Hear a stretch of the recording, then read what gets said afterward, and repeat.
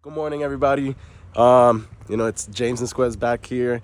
So today we're doing the diff swap on the IS.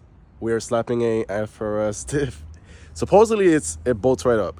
The only thing you would need to do is either like scrape down your screws, supposedly of the diff of the IS, or you could go to the dealership and to Toyota and get some FRS diff bolts, and it'll save you the time and hassle, to be honest. But yeah, so our first step is to remove the exhaust, and let's get to it. The axle back is connected to the mid pipe, and it's two 14 mil screws.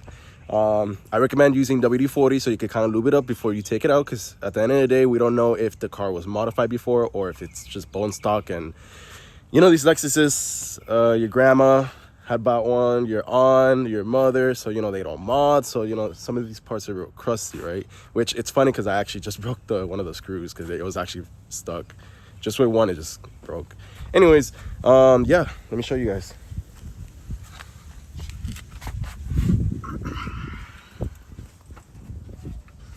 There's your two bolts. I recommend just putting WD-40 so that it lubes up. And yeah, the rest are just bushings.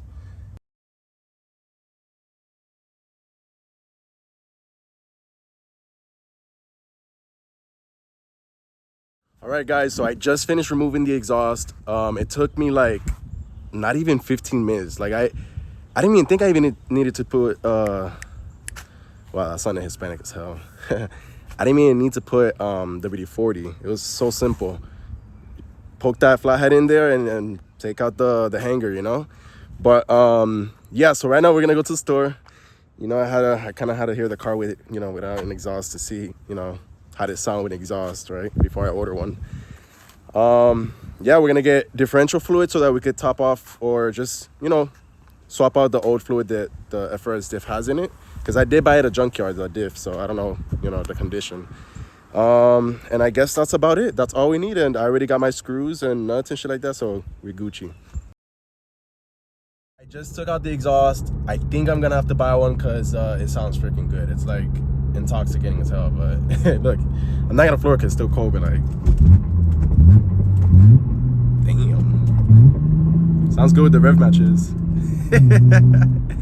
But that's just the mid pipe just moving around because obviously there's no axle back connected, but it sounds pretty good.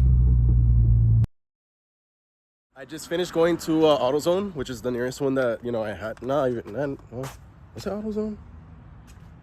Advance, same shit. Anyways, I picked this Valvoline 7590.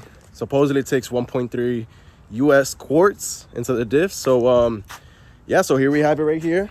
My bad. So that looks stupid, but basically what I did, I'm just kind of sealing it up so I can kind of wash it a little bit. It looks dirty, or it actually is dirty. But yeah, so yeah, let's get to it. So we just finished giving the Diff Path. I just used some Palmolive or whatever you call it, soap. We just gave it a bath. We are about to drain the old fluid that's in it. I see some fluid inside it, so I'm assuming there's fluid in it. We are going to drain it, and we are going to put 1.3 US quarts of synthetic oil 7590. Let's get to it.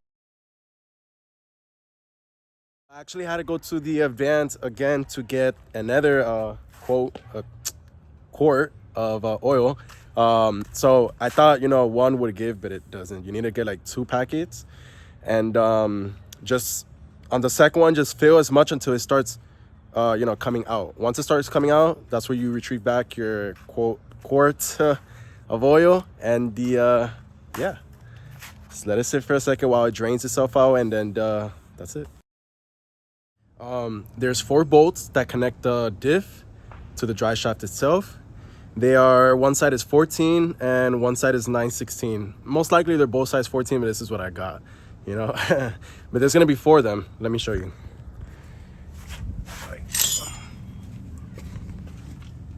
As you can see there, I just took out one of them.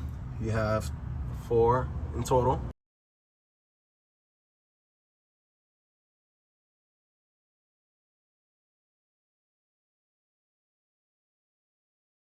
The suspension side on the left side of the car, driver's side, We are dropping down the trailing arm slash control arm. It's the big piece where the shock absorber rests at, right?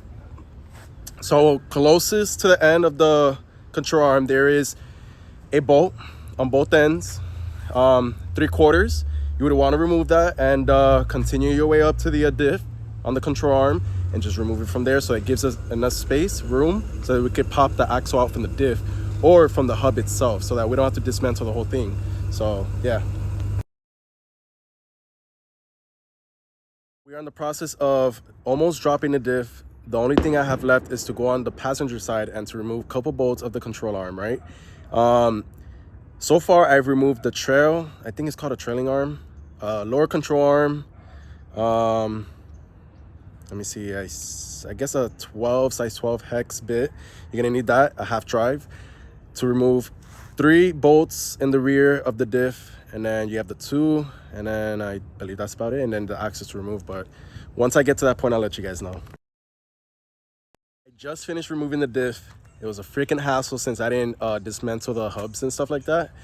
All right, so there's gonna be a link, right? Like not a sway bar link, but it's like a, I don't know, like I would say like a chassis little brace, whatever, connects subframe to subframe, and it's literally right under the axle, right? So you need to remove that. Those are 14 mils, so that you could at least wiggle the diff between one side to one side, so that one axle could come out at least, and the other one, you know, you do the same thing. The bolts for the ear, they are going to be 3/4. I used a wrench because it was just much, I don't know, easier that I could use my foot as a strength. But after that, it's gonna take you a minute trying to wiggle out the diff, you know, side to side, and then the axle. But yeah, you put the flathead in between. Here, if I could just show you guys. There's gonna be a little ring that you put in between of. Anyways, as you guys can see here, this is rubber, right? There's gonna be a little ring right here. It's gonna be a little ring right here, and then the axle, the ring, axle. You're gonna stick the flathead in between the ring and the axle, and that's where you're gonna pop it out. But if I were you guys, put the flathead here, try popping it out, bottom, and then the side over here, so that, you know, it comes out kind of evenly, and then eventually it'll just pop out. And that's how you eventually remove the axles, and then you could just kind of wiggle them out, whatever, right? But here's the old diff. Yep, and here's the new diff, the FRS. This is a 410 diff LSD, and this is going to be the old 3.7. So we are going to take off faster off a dig, but we're gonna lose mile an hour, and yeah.